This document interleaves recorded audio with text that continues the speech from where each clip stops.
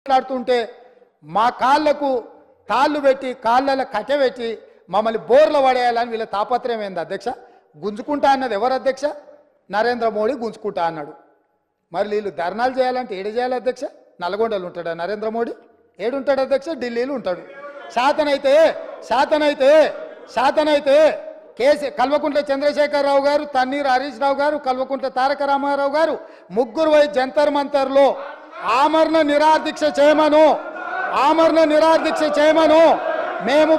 మేము వాళ్ళని పోలీసులు తీసుకెళ్లకుండా వాళ్ళు అమరులు అవ్వడమో లేకపోతే హక్కులను సాధించడమో వరకు ఈ ప్రభుత్వం అండగా నిలబడుతుంది.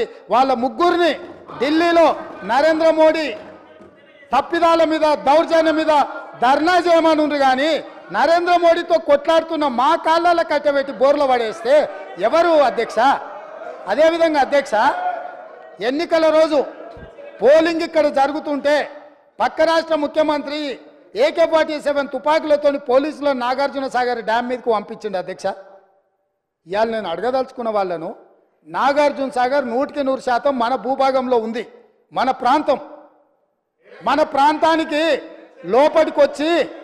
లోపటికొచ్చి తుపాకులు పెట్టి ప్రాజెక్టులను ఆక్రమించుకుంటుంటే వీళ్ళ సహకారం లేకుండా వస్తాడా అధ్యక్ష? ఇంటి దొంగలు లేకుండా జగన్మోహన్ రెడ్డి గారు లోపలికి వచ్చి నాగార్జున సాగర్ డ్యామ్ మీద పహారాలు కాసే పరిస్థితి వస్తుందా అధ్యక్ష? ఎందుకు ఆ రోజు వీళ్ళు మాట్లాడలేదు? వీళ్ళు ఇచ్చిన అలుసే కదా, వాళ్ళు పెట్టిన పులుసు తిని వీళ్ళు అలుసు ఇవ్వడం వల్లనే కదా ఈరోజు ఈ పరిస్థితి వచ్చింది. ఆయల్లో రాయలసీమకు పోయినప్పుడు కల్వకుంట్ల చంద్రశేఖరరావు గారు, ఈనాటి మంత్రి శ్రీమతి రోజా గారు పెట్టిన రాగి సంకటి రొయ్యల పులుసు తిని రాయలసీమను రతలాలసీమను చేస్తా అని చెప్పి మాట ఇచ్చి బేసిన్లు లేవు, బేసిజాలు లేవు, మీరు కొట్టుకపోండి అన్నాడు. వాళ్ళు కొట్టుకపోయారు.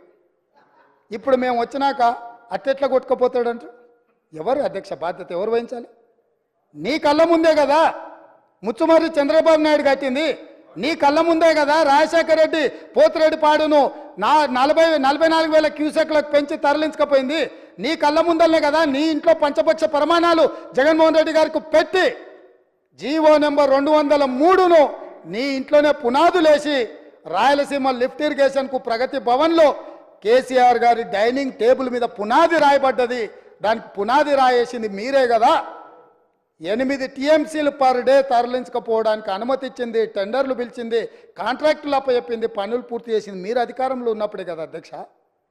మీరు మొత్తం కృష్ణానది జలాలు మహారాష్ట్ర కర్ణాటక దాటి మహబూబ్ నగర్ జిల్లాలో జూరాల నుంచి పాలమూరులో కలంపూర్లో ఎంటర్ అయి తుంగభద్ర నదిలో వచ్చే నీళ్లు, తుంగభద్ర నుంచి వచ్చిన సుంకేశ్లకు వచ్చిన నీళ్లు, సుంకేశ్ల నీళ్లు జూరాల నీళ్లు కలిసి ప్రయాణమై పాలమూరు జిల్లా నుంచి మొదలై రాయలసీమలకు పోయి నంద్యాల నుంచి తిరుక్కొని శ్రీశైలం ప్రాజెక్టు మీదకి వచ్చినప్పుడు శ్రీశైలం ప్రాజెక్టు కొంత తెలంగాణలో ఉంటే కొంత ఆంధ్రాలో ఉంది అధ్యక్ష.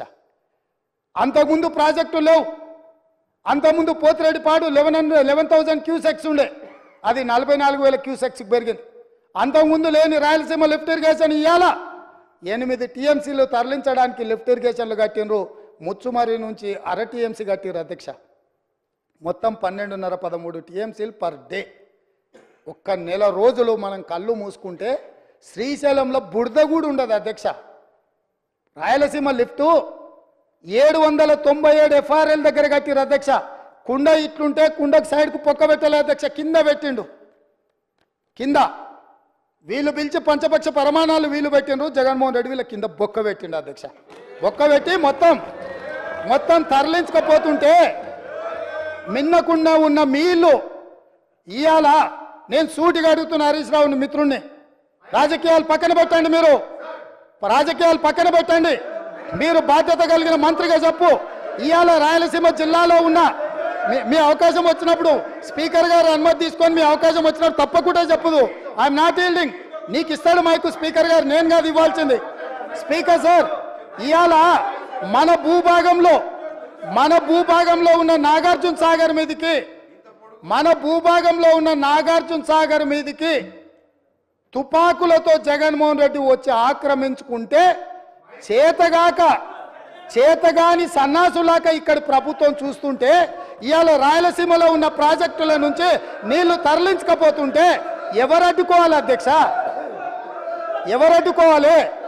ఒక్క పక్కన వాళ్ళు ప్రాజెక్టులు పూర్తి చేసుకుంటుంటే వీళ్ళు ఇక్కడ ఆనాడు కోమటిరెడ్డి వెంకటరెడ్డి గారు కొట్లాడి నల్గొండ జిల్లాలో ఉన్న ఫ్లోరైడ్ను అక్కడి బాధితులను ఆదుకోవడానికి ఎస్ఎల్బిసి ప్రాజెక్టు మంజూరు చేయించి 42 కిలోమీటర్ల టన్నెల్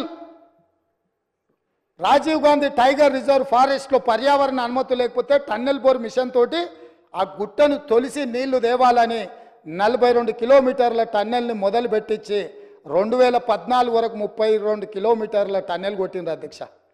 తెలంగాణ వచ్చినాక వీళ్ళకి అప్పచెప్తే 10 కిలోమీటర్లు పూర్తి చేస్తే సంవత్సరంలో పూర్తి చేయాల్సిందని 10 ఏళ్ళలో కలిసి 1.5 కిలోమీటర్లు పూర్తి చేసారు అధ్యక్ష.